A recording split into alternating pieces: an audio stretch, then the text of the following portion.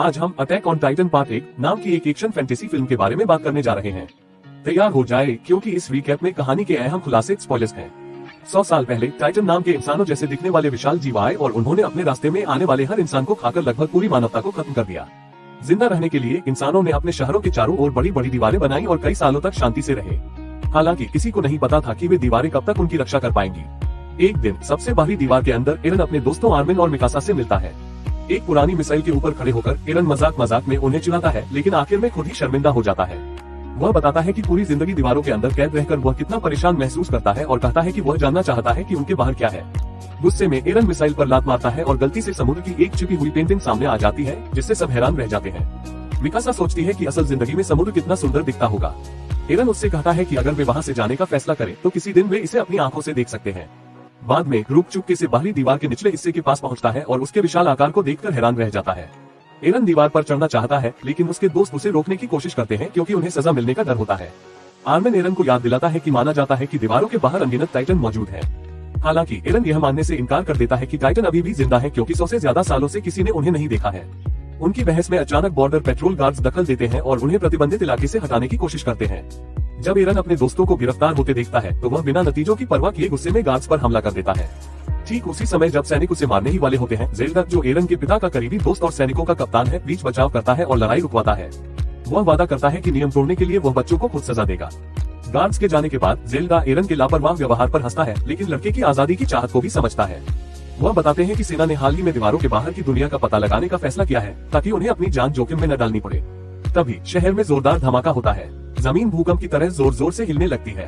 सब लोग डर के मारे देखते रह जाते हैं जब बाहर से हुए हमले की वजह से विशाल दीवार का एक हिस्सा ढहने लगता है। कुछ ही पल बाद एक बहुत बड़ा टाइटन दिखाई देता है, जो दीवार से भी ऊंचा है और उसके शरीर से भाप निकल रही है। सैनिक डर के मारे उस डरावने जीव को देखते हैं, जो जोर से चीखता है और बार बार दीवार पर लात मारता है। कई जबरदस्त हमलों के बाद टाइटन आखिरकार दीवार तोड़ देता है। फिर वह अचानक घने धुएं में गायब हो जाता है, जैसे उसका मिशन पूरा हो गया हो। जल्द ही लोगों को दिखता है कि टूटी हुई जगह से अनगिनत डरावने टाइटन शहर में घुस रहे हैं। ये राक्षस बेगुनाह नागरिकों की ओर तेजी से बढ़ते हैं, जबकि सेना उन पर तोप के गोले दागकर पूरी हिम्मत से उनका मुकाबला करती है। हालांकि इन हमलों से टाइटन कुछ देर के लिए धीमे पड़ जाते हैं, लेकिन वे जीव जल्दी ही ठीक हो जाते हैं और सैनिकों की ओर बढ़ना। जब टाइटन्स आम लोगों को पकड़कर उन्हें जिंदा खाने लगते हैं तो लोग डर के मारे चीखने चिल्लाने लगते हैं। एरन अपने दोस्तों के साथ इस अफरा-तफरी के बीच भागता है, जबकि आर्मिन अपने माता पिता का हाथ जानने जाता है। पूरे शहर में घबराहट फैल जाती है और हर तरफ अफरा-तफरी मच जाती है। टाइटन्स तेजी से आबादी वाले इलाकों में पहुंचते हैं और इमारतों को तबाह करने के साथ साथ लोगों को ऐसे खाने लगते हैं जैसे कोई दावत हो। एरन मिकासा को एक चर्च की ओर ले जाता है, जहां डरे सहमे लोग सुरक्षा के लिए अंदर जाने की कोशिश कर रहे होते हैं। इस अफरा-तफरी के बीच मिकासा की नजर जमीन पर पड़े एक बच्चे पर पड़ती है और वो उसे बचाने के लिए दौड़ पड़ती है। जैसे ही भीड़ आगे बढ़ती है, एरन उससे अलग हो जाता है। डरे हुए लोग उसे जबरदस्ती चर्च के अंदर ले जाते हैं, जबकि वह मिकासा तक पहुंचने की पूरी कोशिश करता है, लेकिन नाकाम रहता है। लोग डर के मारे तेजी से दरवाजे बंद कर लेते हैं और किसी और को अंदर नहीं आने देते। एरन बेबस होकर देखता है कि बड़े और नुकीले दांतों वाला एक भयानक टाइटन धीरे धीरे मिकासा की ओर बढ़ रहा है। वह डर के मारे उस जीव को घूरती है और फिर अपना सिर झुकाकर अपनी किस्मत मान लेती है। तभी पास ही एक जबरदस्त धमाका होता है, जिससे सब लोग झटके से पीछे गिर जाते हैं। जब एरन दोबारा देखता है तो टाइटन और मिकासा दोनों गायब हो चुके होते हैं। बिना सोचे समझे वह बाहर की ओर भागता है, जबकि लोग तुरंत उसके पीछे चर्च के दरवाजे बंद कर देते हैं। एरन धीरे धीरे खड़ा होता है और उसे एहसास होता है कि उसके आसपास का शहर पूरी तरह तबाह हो चुका है। जब वह मुड़ता है तो देखता है कि कई टाइटन्स ने चर्च को घेर रखा है। वे राक्षस इमारत को ऐसे फाड़ देते हैं जैसे वह कागज की बनी हो और अंदर फंसे सभी लोगों को खाने लगते हैं। एरन मुड़ता है और बेबस होकर बर्बाद शहर में लंगड़ाते हुए आगे बढ़ता है। 2 साल बाद सेना उन बाहरी इलाकों को वापस पाने के लिए एक मिशन तैयार करती है, जो टाइटन के हमले के दौरान खो गए थे। अंदरूनी दीवारों के पीछे भागने के बाद बचे हुए लोगों को बाहरी इलाकों में मौजूद खेती की जमीन छोड़नी पड़ी थी। इस वजह से खाने की भारी कमी हो गई, जिससे अपराध बढ़े और लोगों की मौतें भी होने लगी। सेना समझती है कि बड़े पैमाने पर भूखमरी से बचने के लिए उन्हें जमीन वापस लेनी होगी और दीवारों की मरम्मत करनी होगी। कमांडर कुबो सेना की हथियार विशेषज्ञ कैप्टन हिंग से मिलवाते हैं। वो एक नए डिजाइन किए गए ग्रैपलिंग डिवाइस का प्रदर्शन करती है, जो सैनिकों को टाइटन से लड़ने में मदद करेगा। हालांकि यह उपकरण टाइटन्स के मुकाबले इसे इस्तेमाल करने वाले सैनिकों के लिए ज्यादा खतरनाक लगता है। एरन अब अपने दोस्त आर्मिन के साथ सेना में शामिल हो गया है, जो 2 साल पहले हुई तबाही में बच गया था। बाद में वे कैप्टन साल्डो से मिलते हैं, जो सैनिकों को खाना बांटने में मदद कर रहे हैं। साल्डो थके हुए और निराश लगते हैं, क्योंकि वे हालात से निपटने के लिए लगातार शराब पी रहे हैं। आर्मिन दूसरे सैनिकों को मिशन का प्लान समझाता है। उनका मकसद टूटी हुई दीवार के ऊपरी हिस्से को नष्ट करना है, ताकि वह गिर जाए और उस रास्ते को बंद कर दे जहां से टाइटन्स अंदर आते हैं। हालांकि टूटा हुआ हिस्सा दीवार के बाकी हिस्सों से नीचा हो जाएगा, फिर भी यह आम टाइटन्स से ऊंचा ही रहेगा। एक बार रास्ता बंद हो जाने पर इंसान बाकी राक्षसों को खत्म कर सकते हैं और शहर को वापस पा सकते हैं। सैनिक सूरज डूबने पर निकलने की तैयारी करते हैं, क्योंकि टाइटन्स रात में निष्क्रिय हो जाते हैं। चूंकि ये जीव आवाज पर तेजी से प्रतिक्रिया करते हैं, इसलिए स्काउट्स को जीवित रहने के लिए पूरी तरह से चुप रहना होगा। विशाल गेट धीरे धीरे खुलता है और सैनिक बख्तरबंद गाड़ियों में बाहर निकलते हैं। जैसे जैसे वे दूसरी दीवार से दूर जाते हैं, उनके कैप्टन को अचानक सामने कुछ हलचल दिखाई देती है और वे काफिले को रुकने का आदेश देते हैं। सैनिक अपनी गाड़ियों से बाहर निकलते हैं और सावधानी से इलाके की छानबीन शुरू करते हैं। शुरू में उन्हें सिर्फ छोड़े गए मवेशी मिलते हैं और खतरे का कोई संकेत नहीं दिखता।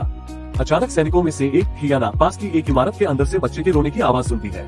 हालात संदिग्ध लगने के बावजूद वह जांच करने का फैसला करती है। एरन तेजी से उसके पीछे जाता है क्योंकि वह उसकी रक्षा करना चाहता है और अतीत में मिकासा को न बचा पाने की कमी को पूरा करना चाहता है।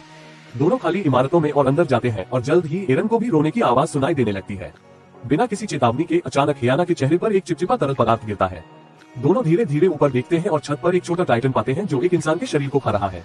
वह जीव नीचे कूदता है और जोर जोर से रोने लगता है, जबकि एरन और हियाना डरकर भाग जाते हैं। इस शोर से बाहर मौजूद बाकी स्क्वाड को पता चल जाता है। उनका कैप्टन सभी को शांत करने की कोशिश करता है और उन्हें चुप रहने की चेतावनी देता है ताकि वे आसपास के टाइटन्स को अपनी ओर आकर्षित न करें। इससे पहले कि वह अपनी बात पूरी कर पाता, दीवारों के पीछे से अचानक एक छिपा हुआ टाइटन उस पर हमला करके उसे मार डालता है। एरन ग्रुप की तरफ भागता है और कई टाइटन उसका पीछा करते हैं। खतरा देखकर कमांडर तुरंत गाड़ियों को पीछे हटने का आदेश देता है और बाकी स्काउट्स को वहीं छोड़ देता है। कहीं और जाने का रास्ता न होने पर बचे हुए सैनिक बचने की कोशिश में पास की इमारत की ओर भागते हैं। हालांकि वे जल्द ही फंस जाते हैं क्योंकि उनके ठीक सामने एक विशाल टाइटन आ जाता है। जब ग्रुप मारे जाने ही वाला होता है, तभी अचानक रिकॉन टीम से कैप्टन शिकिशिमा वहां पहुंचते हैं। अपनी जबरदस्त रफ्तार का इस्तेमाल करते हुए वह टाइटन की गर्दन के पीछे मौजूद कमजोर हिस्से पर हमला करते हैं और उसे तुरंत मार गिराते हैं। एक और कुशल फाइटर तेजी से सामने आता है और आसानी से दूसरे टाइटन को खत्म कर देता है। जैसे ही उस जीव का शरीर गायब होने लगता है, वह महिला पास में उतरती है और पता चलता है कि वह मिकासा है। एरन उसे पूरी तरह हैरान होकर देखता है। हालांकि मिकासा उसे देख लेती है, लेकिन वह कोई भावना नहीं दिखाती और कुछ नहीं कहती। कैप्टन शिकिशिमा मुस्कुराते हुए उसके पास आते हैं और वे दोनों तेजी से छतों के ऊपर से आगे बढ़ जाते हैं। मिकासा को इतने समय बाद दोबारा देखकर एरन अवाक रह जाता। बाद में पता चलता है कि शिकिशिमा कमांडर के आदेश पर विस्फोटक की रखवाली कर रहा था। हालांकि तोड़फोड़ की किसी भी संभावना को रोकने के लिए उसे ऑपरेशन की सही जगह कभी नहीं बताई गई थी। फिर कमांडर काबो कैप्टन को एक जमीन के नीचे का रास्ता दिखाते हैं जिसे इंसानियत अपनी जिंदगी बचाने की आखिरी उम्मीद मानती है। जीन नाम का एक सैनिक एरन पर टाइटन्स को बुलाने और लगभग सभी की जान जोखिम में डालने का आरोप लगाता है। दोनों के बीच बहस शुरू हो जाती है और आखिर में वे लड़ने लगते हैं, जबकि बाकी लोग निराशा से देखते रहते हैं। तभी मिकासा आती है और लड़ाई रोक देती है। इसी बीच कैप्टन शिकिशिमा एरन से उसका नाम पूछते हैं। नाम सुनकर कैप्टन को हैरानी होती है और ऐसा लगता है कि वे जानते हैं कि एरन कहां से आया है। वे उससे अकेले में बात करने का फैसला करते हैं। शिकिशिमा एरन से पूछते हैं कि वह टाइटन से इतनी नफरत क्यों करता है। एरन जवाब देता है कि टाइटन्स ने इंसानियत की आजादी छीन ली और सभी को दीवारों के अंदर कैद कर दिया।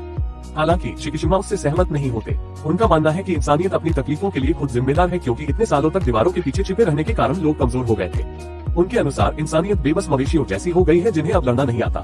कैप्टन एरन से कहते हैं कि वह दूसरों से अलग नहीं है। एरन गुस्से में इस आरोप को नकार देता है।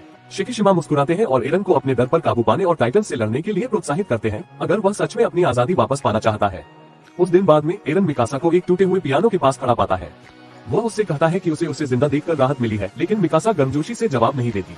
वह बताती है कि हमले के दौरान जिस बच्चे को उसने बचाने की कोशिश की थी, उसे एक टाइटन ने खा लिया था। फिर मिकासा एरन को अपने पेट पर काटने का बड़ा निशान दिखाती है और कहती है कि दुनिया बेरहम है। इससे पहले कि उनकी बातचीत आगे बढ़ पाती, कैप्टन शिकिशिमा आ जाते हैं। कैप्टन और मिकासा एरन के सामने अपनी नजदीकी जाहिर करते हैं। यह महसूस करते हुए कि मिकासा अब वैसी नहीं रही जैसी वह पहले थी, एरन बाहर चला जाता है और निराशा में चिल्लाता है। जल्द ही हियाना उसके पास आती है और उसे शांत करने की कोशिश करती है। वह एरन को मिकासा को भूलकर आगे बढ़ने के लिए प्रोत्साहित करती है। हियाना उसे उनके ठिकाने पर ले जाती है और उसे दिलासा देने की कोशिश करती है। इसी बीच पास ही एक और जोड़ा प्यार मोहब्बत दिखाता है, जिससे माहौल अजीब हो जाता है। हियाना बताती है कि वह एक सिंगल मदर है और अपनी बेटी की देखभाल के लिए सेना में शामिल हुई थी। वह ये भी कहती है कि एरन कभी उनके छोटे से परिवार का हिस्सा बन सकता है। उनकी बातचीत में अचानक रुकावट आती है जब दीवार के पार से एक विशाल आंख दिखाई देती है। एक टाइटन इमारत से टकराता है और हियाना को पकड़कर अपने मुंह में खींच लेता है। एरन बेबस होकर डर के साथ उसे निगले जाते हुए देखता है। जल्द ही और टाइटन उस इलाके को घेरने लगते हैं, जिससे सेना को तुरंत वहां से हटना पड़ता है। सैनिक अपने ग्रैपलिंग इक्विपमेंट का इस्तेमाल करके टाइटन्स की तरफ बढ़ते हैं ताकि उन राक्षसों की रफ्तार धीमी की जा सके। कैप्टन शिकिशिमा आसानी से कई टाइटन्स को मार गिराते हैं। वे उनके हमलों से बचते हुए उनकी गर्दन के पीछे मौजूद कमजोर हिस्से पर वार करते हैं। मिकासा भी जबरदस्त लड़ाई लड़ती है और लड़ाई के दौरान अपने कई साथियों की जान बचाती है। इसी बीच कई अनुभवी सैनिक उन दिग्गजों जायंट्स से लड़ते हुए मारे जाते हैं। कमांडर सभी को मिशन के लिए जरूरी विस्फोटक एक्सप्लोसिव्स की सुरक्षा पर ध्यान देने का आदेश देता है। पास ही एक महिला सैनिक निराशा में रोती है क्योंकि उसे बचाने की कोशिश में उसके बॉयफ्रेंड की मौत हो जाती है। कैप्टन जेल्डा उसे शव से दूर खींचते हैं, जबकि वह चिल्लाती है कि वह उस टाइटन से बदला लेना चाहती है जिसने ये सब किया। इसी दौरान कैप्टन हिंज देखते हैं कि कोई विस्फोटक ले जा रहे ट्रक को चुराने की कोशिश कर रहा है। वह दुखी महिला किसी तरह गाड़ी पर चढ़ जाती है और देखती है कि विस्फोटक में आग लग गई है। वह ट्रक के अंदर चोर से लड़ती है और आखिरकार उसे बेहोश कर देती है। गुस्से से भरी हुई वह ट्रक को सीधे उस टाइटन की तरफ ले जाती है जिसने उसके बॉयफ्रेंड को मारा था। विस्फोटक के जबरदस्त धमाके से पहले ट्रक राक्षस से टकराता है, जिससे टाइटन जमीन पर गिर जाता है। दुर्भाग्य से ये हमला बेकार साबित होता है क्योंकि टाइटन्स तेजी से ठीक रीजनरेट हो जाते हैं और फिर से लोगों पर हमला करने लगते हैं। इस अफरा तफरी के बीच एरन देखता है कि जिन एक छत पर छिपा हुआ है और उसे दूसरों के साथ मिलकर लड़ने के लिए कहता है। हालांकि जिन मानता है कि वह बहुत डरा हुआ है और टाइटन से लड़ने के लिए बहुत कमजोर है। कैप्टन शिकिशिमा की बातें याद करके एरन जवाबी लड़ाई लड़ने का पक्का इरादा कर लेता है। गुस्से से भरे हुए वह हर एक टाइटन को खत्म करने के इरादे से उनकी तरफ बढ़ता है। चूंकि उसे लड़ाई का असली अनुभव नहीं है, इसलिए एरन को अपने ग्रैपलिंग इक्विपमेंट को ठीक से संभालने में मुश्किल होती है। उसका पक्का इरादा देखकर शिकिशिमा लड़ाई के दौरान उसे गाइड करने लगते हैं और उसे असरदार तरीके से हमला करना सिखाते हैं। एरन एक टाइटन की तरफ बढ़ता है और उसे सफलतापूर्वक मार गिराता है। हालांकि इससे पहले कि वह जश्न मना पाता, एक और टाइटन अचानक उसे पकड़ लेता है और अपने मुंह में डाल देता है। वह जीव एरन का एक पैर काट देता है और फिर उसे एक छत पर फेंक देता है। इसी बीच स्काउट्स को पता चलता है कि जिंग अभी भी एक इमारत के अंदर फंसा हुआ है। आर्मिन उसे बचाने के लिए तुरंत एक योजना बनाता है। टाइटन को दूर खींचने और आगे बढ़ने का रास्ता बनाने के लिए ग्रुप जोर जोर से शोर मचाने लगता है। इस मौके का फायदा उठाकर जिंग भाग निकलता है और एक ही बार में टाइटन को मार देता है। इसके बाद ग्रुप एक साथ उस जगह से भागने की कोशिश करता है। तभी एक और टाइटन आर्मिन को पकड़ लेता है और उसे खाने की तैयारी करता है। सैनिक मिलकर उस मॉन्स्टर पर हमला करते हैं, लेकिन उनके वार उसे रोक नहीं पाते। घायल होने के बावजूद अपने दोस्त को खतरे में देखकर एरन टाइटन की ओर दौड़ पड़ता है। वह जीव अपना मुंह खोलता है और आर्मिन को निगलने लगता है। एरन अपने दोस्त को मरने नहीं देना चाहता। आर्मिन टाइटन के गले से बाहर निकलने की पूरी कोशिश करता है, लेकिन वह अंदर की ओर फिसलता जाता है। आखिरी पल में एरन आर्मिन को पकड़ता है और टाइटन का मुंह जबरदस्ती खोलता है। वह आर्मिन को सुरक्षित जगह पर फेंक देता है, लेकिन खुद उस राक्षस के मुंह में गिर जाता है। एरन टाइटन के पेट के अंदर पहुंचता है और अपने आसपास अनगिनत लाशें देखता है। उनमें उसे हियाना दिखती है, जो हमले के दौरान मारी गई थी। उसकी बेजान लाश को पकड़कर एरन दर्द से चिल्लाता है और कसम खाता है कि वह हर टाइटन को खत्म कर देगा। उसी समय बचे हुए लोग टाइटन से घिर जाते हैं, जबकि कैप्टन और कमांडर कहीं नहीं मिलते। मिकासा उन्हें बचाने के लिए ग्रुप के पास वापस आती है, लेकिन उसे पता चलता है कि एरन की मौत हो चुकी है। वह सदमे में लाश को देखती है और अपनी भावनाओं को दबाने की कोशिश करती है। दूसरों की रक्षा करने के पक्के इरादे के साथ मिकासा टाइटन से आमने सामने लड़ने और भागने का रास्ता बनाने का फैसला करती है। वह एक के बाद एक राक्षसों पर हमला करती है और अद्भुत कौशल के साथ उन्हें काट गिराती है। हालांकि जल्द ही उसकी गैस खत्म हो जाती है, जिससे वह जमीन पर गिर जाती है। जिस टाइटन ने एरन को निगला था, वह धीरे धीरे उसकी ओर बढ़ता है। फिर भी मिकासा हार मानने से इनकार करती है और आखिर तक लड़ने के लिए तैयार हो जाती है। अचानक टाइटन दर्द से चिल्लाने लगता है और जोर जोर से उल्टी करने लगता है। कुछ ही पल बाद उस जीव के शरीर से एक विशाल हाथ बाहर निकलता है। टाइटन फट जाता है और उसके अंदर एक चमकता हुआ लाल बरसकर टाइटन दिखाई देता है। वह रहस्यमयी टाइटन गुस्से में दहाड़ता है और तुरंत दूसरे टाइटन्स के कमजोर हिस्सों पर हमला करता है। बचे हुए लोग हैरान रह जाते हैं क्योंकि उन्होंने पहले कभी किसी टाइटन को अपनी ही प्रजाति के खिलाफ लड़ते हुए नहीं देखा था। बरसकर टाइटन जबरदस्त ताकत के साथ आसपास के टाइटन्स को मारता रहता है। जब मिकासा ध्यान से देखती है तो उसे टाइटन्स के लड़ने के तरीके में कुछ जाना पहचाना सा लगता है। सोटा लड़ाई को ध्यान से देखता है और उसे एहसास होता है कि वह टाइटन असल में एरन हो सकता है। सभी दुश्मन टाइटन्स को हराने के बाद बरसेकर टाइटन जोर से दहाड़ता है। फिर उसकी नजर छत पर खड़े सैनिकों पर पड़ती है और वो उनकी तरफ तेजी से बढ़ता है। मिकासा को छोड़कर सभी डर के मारे पीछे हट जाते हैं। मिकासा एरन का नाम पुकारती है। टाइटन अचानक एक पल के लिए रुकता है, फिर मिकासा को पकड़कर हवा में उठा लेता है। जब वह जीव उसे घूरता है तो धीरे धीरे पहचानने लगता है कि वह कौन है। आखिरकार एरन को होश आता है और वह वापस अपने इंसानी रूप में बदलने लगता है। जैसे ही एरन जमीन पर गिरता है, टाइटन का शरीर धुएं में बदलने लगता है। मिकासा तुरंत अपने ब्लेड निकालकर टाइटन की गर्दन की तरफ दौड़ती है। एक ही बार में वह गर्दन काट देती है और एरन को सुरक्षित बाहर निकाल लेती है। सब हैरान रह जाते हैं क्योंकि एरन के कटे हुए अंग पूरी तरह से ठीक हो चुके होते हैं। सैनिक हैरानी से देखते हैं जबकि एरन को धीरे धीरे होश आता है। दूर से कैप्टन शांति से ये सब देखता है। एरन के रूप बदलने पर उसे ज्यादा हैरानी नहीं होती। आपको ये फिल्म कैसी लगी? नीचे